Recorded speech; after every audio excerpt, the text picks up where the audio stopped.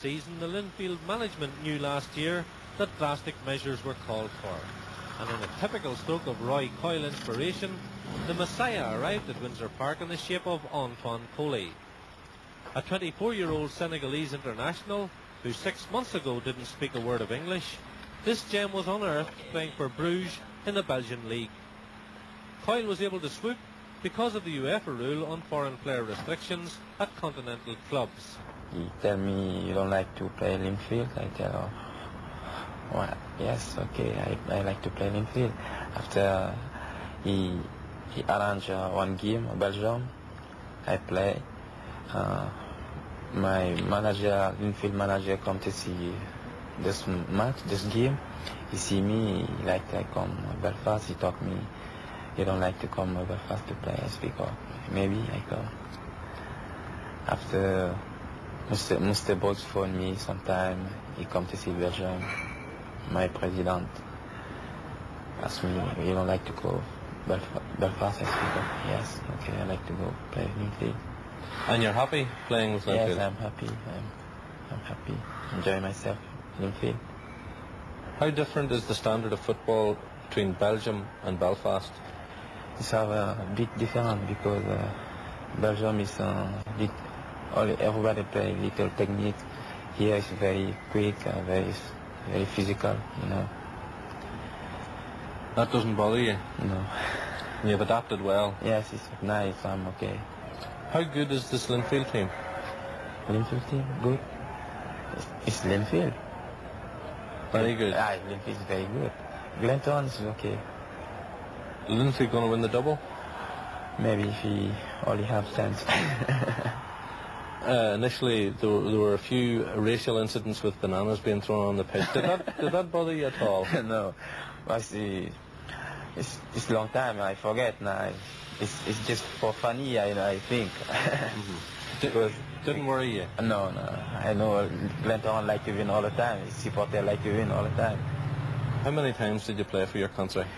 22 times, yes. Did you score many goals for them? 6, 9, I forget. In terms of technique, he hasn't too many peers in this country. He's a different player to what Irish League is used to. He's a fella who can get the ball and do things that people dream about.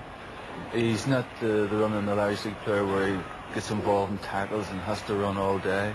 But he'll do something in a second that nobody else can do in this country. And I think you've seen it with some of the goals he scored this year as well, plus the little for his passes and flicks on that he's had this year. And it's a new dimension to the Irish League, and one that I think is necessary to bring people through the turnstiles.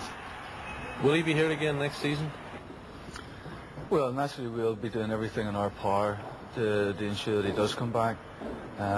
We are negotiating at the moment, and hopefully before the season ends we'll have either a definite yeah or nay.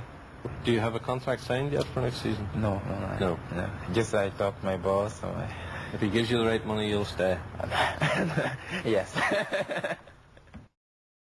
Against Linfield, Ballymena were the 10-1 no-hopers, but someone forgot to tell the United players, particularly goalkeeper Damien Grant, the man of the match, starting his heroics with this save from Martin McGahey. However, Grant couldn't stop Linfield going one up in 35 minutes. Stephen Baxter knocking in his 25th of the season following Sid Burrow's corner. 3 minutes later, it was one each. Neat play from Lindsay Curry, and Paul Hardy's right foot shot curled over George Dunlop. In the second half, Grant came into his own.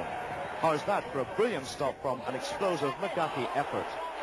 Next, it was Anton Coly trying his luck. Grant there again. Then United hit back, and Dunlop was fortunate when Hardy's overhead effort hit the bar. The impressive Curry's header looked in, but a post kept it out. And then Dunlop had to be at his best to deny Des Lockery. One each, and one of the best semi-finals for many's a day. Like Saturday's tie, Linfield were firm favourites last night to make it through to the final. And early on they looked it when Georgia Boyle's effort on the turn clipped the bar. Almost immediately, Lee Docherty's cross was hammered just over by Martin McGahey. United's first chance was set up by the skillful Lindsay Curry. Stephen Young's shot was fumbled by George Dunlop, but the keeper did well as Paul Hardy met the rebound. 5 minutes before half-time, Lee Docherty let in Stephen Baxter, but the Linfield striker's shot was well blocked by Damien Grant. In 53 minutes, Linfield scored. A massive bodies met Sid Burrow's corner, and it appeared to go in off United defender John Garrett. 8 minutes later, United hit back with a gem of a goal. Curry's corner powered in by Dermot Docherty, Dunlop left with no chance. In the closing minutes, Linfield almost snatched it, but keeper Grant made a superb save from Martin McGaffey. And then United skipper Michael Smith headed Baxter's header off the line. Then in injury time, United fans were in ecstasy as their side grabbed the winner. Smith's free kick only partially cleared, and Paul Hardy's shot took a deflection as it flew past the wrong-footed Dunlop. It was a night for the underdogs to celebrate. They were in the final, and Linfield's hopes of a League and Cup double were shattered.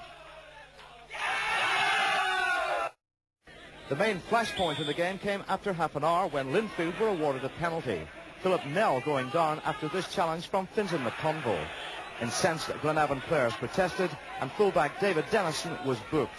Looking at the incident again, the offence happened inside the box, but whether or not McConville's contact merited a penalty is very debatable. And Glenavon fans must have felt justice was done when Robbie Back saved Lindsay McKeown's kick.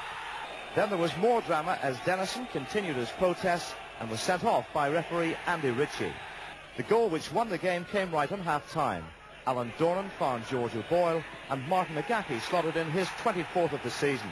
So 1-0 to Linfield, and the celebrations really began when news of Glentoran's defeat came through. Linfield were the champions, their 10th title success in the past 12 seasons. And captain David Jeffrey received the Irish League trophy, and no shortage of celebrations here either. After all, it was the Blues' 10th championship success in 12 seasons.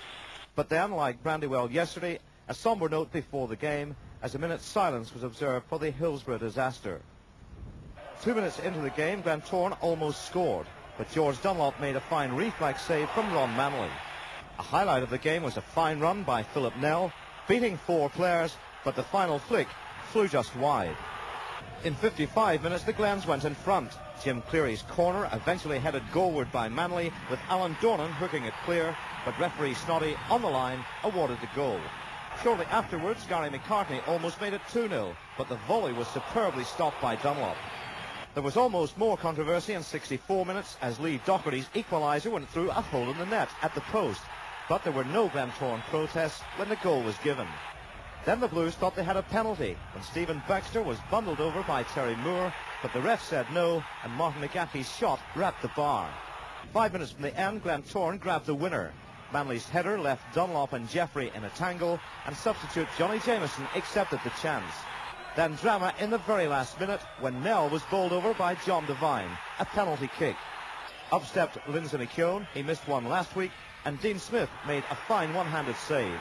2-1 Glentoran, they were in Europe, but the championship celebrations still belong to Linfield.